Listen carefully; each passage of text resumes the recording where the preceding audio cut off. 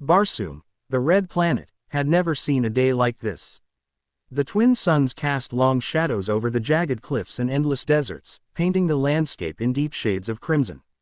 John Carter, standing atop a high plateau, felt the weight of destiny press upon him. He had survived trials that would have broken any ordinary man, and yet, the challenges before him now seemed far greater than anything he had faced before.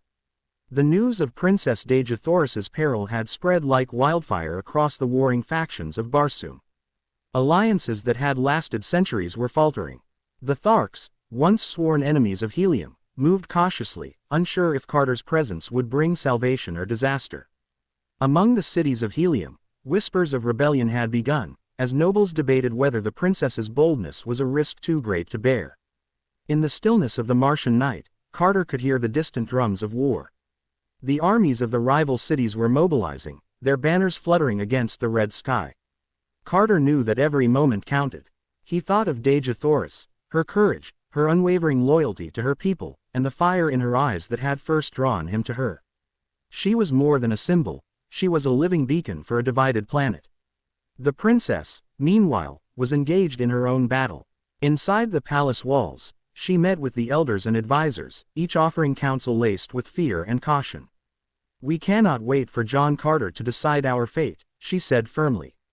"Barsoom cannot be held hostage by fear or tradition. We must act, even if it means challenging centuries of custom." Her words sparked murmurs, but they also ignited hope. In the shadows of the Great Hall, a few who had once been her enemies now saw in her a leader who could unite the fractured peoples of Mars. They pledged their allegiance quietly, knowing that the coming days would demand absolute loyalty and courage. Outside the city, Carter moved with silent precision. Using his knowledge of both Helium and Thark terrain, he scouted the enemy positions, calculating each move with the strategic mind that had saved him countless times before. The ground trembled as massive machines, ancient weapons of Martian origin long forgotten, were being readied by the rival forces. The technology was dangerous, unpredictable, yet Carter knew that understanding it was the key to survival. As night gave way to the pale light of morning, the first clash of forces began. The drums of war echoed across the valleys, and the Martian winds carried the scent of burning sand. Carter led a small contingent of Thark warriors to intercept the first wave, using guerrilla tactics that had been honed during countless skirmishes. Arrows of energy streaked through the air, machines roared to life, and the desert shook with the fury of combat. Amid the chaos, Dejah Thoris displayed the resolve that had earned her the respect of even the most skeptical elders. She directed the city's defenses, coordinating movements with precision and inspiring courage among the soldiers. Where others might falter in fear, she remained a pillar of strength, her presence a rallying point for those who believed in a unified Barsoom. Hours passed like minutes. The battle raged, ebbing and flowing across the desert plains. Carter's leadership proved decisive. His ability to anticipate enemy movements, combined with the loyalty he inspired, turned what could have been a devastating rout into a series of small victories that kept the enemy at bay. Yet, he knew this was only the beginning. The true test was still to come, when all the factions would converge for the ultimate confrontation. In the High Council chambers of Helium, tension reached a fever pitch. Advisors argued over strategy, over alliances, over whether Carter's interference was a blessing or a curse. The princess, calm and resolute, silenced the chamber. "We have faced worse threats, and yet we have survived. Let us not be paralyzed by fear. Let us meet destiny with courage, not hesitation." Her words, though simple, carried the weight of centuries of hope. And in that moment, even the most doubtful among them found their resolve strengthened. Plans were set, contingents were marshaled, and the people of Barsoom braced themselves for what was to come. As twilight fell, Carter and Dejah Thoris met on the edge of the city walls. The air was thick with the scent of ozone from the battle, the sky painted in hues of blood red and violet. "This may be the greatest challenge we have faced," Carter said, his voice steady despite the tension. "But together, we can turn the tide.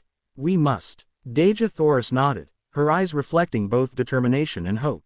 "Barsoom depends on us, not just on warriors or machines, but on the courage to do what is right.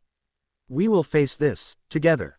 The night was filled with the hum of ancient machines awakening, the distant cries of soldiers preparing for the final assault. Shadows danced across the jagged cliffs, as if the planet itself was alive, watching, waiting. Carter felt the weight of responsibility, knowing that every decision, every action, could tip the balance between survival and annihilation. Dawn broke with a fierce brilliance, illuminating the battlefield in stark relief.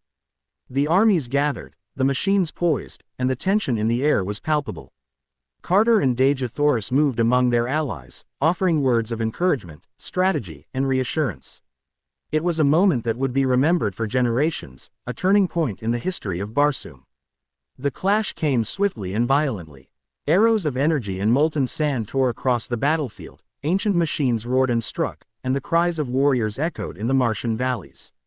Carter's leadership was tested as never before, his instincts guiding each movement, each maneuver. Dejah Thoris's presence steadied the defenders, her courage a beacon that inspired even those on the brink of despair. Hours passed, and the tide of battle ebbed and flowed. There were moments of triumph and moments of peril, when victory seemed almost impossible. Yet, through it all, Carter and Dejah Thoris remained unwavering, their bond growing stronger, their resolve unbroken. Finally, as the Martian suns set behind the distant mountains, a hush fell across the battlefield. The enemy forces, battered and demoralized, began to retreat. The defenders of Helium and their allies held their ground. The cost had been high, but the result was undeniable. Barsoom had survived, and a new chapter in its history had begun. Carter and Dejah Thoris stood together, overlooking the battlefield, the silence settling like a blanket over the exhausted warriors. "This is only the beginning," Carter said softly. "Barsoom will need leaders like us, time and again." Dejah Thoris placed a hand on his arm, her eyes reflecting both weariness and determination. "We will face whatever comes next. Together." And as the twin suns dipped below the horizon, casting the red planet in a fiery glow, the people of Barsoom began to rebuild, inspired by courage, unity, and the knowledge that even in the darkest moments, hope could prevail.